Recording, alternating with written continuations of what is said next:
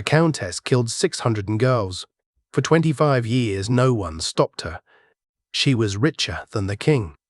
Erzsébet Báthory was born in 1560 into the most powerful noble family in Eastern Europe. The Báthorys ruled 3 duchies and held more land than the Habsburg crown. Their daughters did not get told no. Erzsébet was married at 15 to Ferenc Nadasdy, the Black Knight of Hungary, and given Čachtice Castle, a fortress on a mountain pass with 1 road in and 1 road out. Ferenc was always at war. Erzsébet was alone in the castle for years at a time, surrounded by her own private staff of girls, washerwomen, dressmakers, kitchen maids, recruited from the surrounding villages 12 to 20 years old.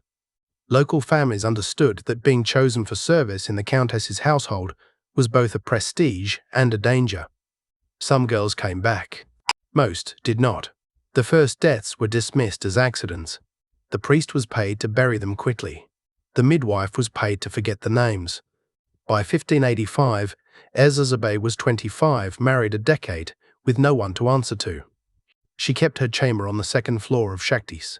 Inside, according to 300 witnesses interviewed by the Crown investigator, she had iron skewers, candle holders modified with thin needles, and a bathtub specially fitted into the room. She did not act alone.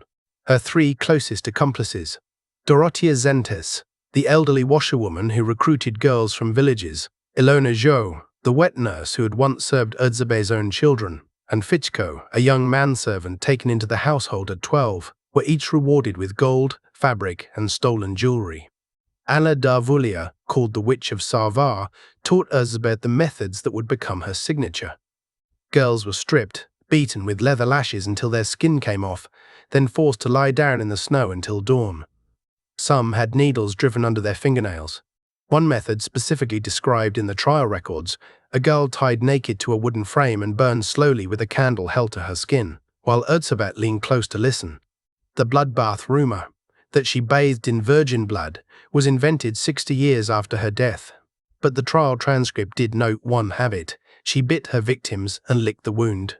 Her husband Ferenc died in 1604. The killing did not slow down. It escalated. She started taking minor noblewomen, daughters of low-tier gentry, under the pretext of training them in courtly manners. 25 girls from gentry families disappeared into Čachtice Castle and never came home. Their fathers wrote letters to other nobles, then to bishops, then to the king himself. That was her mistake. In 1610, King Matthias II ordered her cousin, Count Thurzo, to ride to Čachtice and investigate.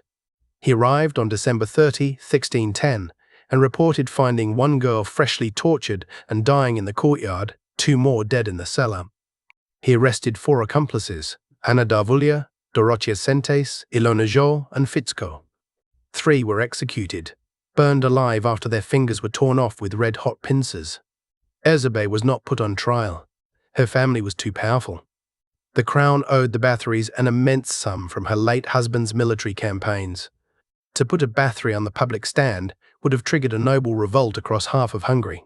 She was walled into her own bedroom at Čachtice. 3 slits in the door, for food, for air, for night soil. She died sealed inside her chamber on August 24, 1604, aged 54. Her daughters inherited her estates. Her crimes inherited her name. Báthory then. Wealthy abusers protected by family money now. Power that does not pay for itself never stops.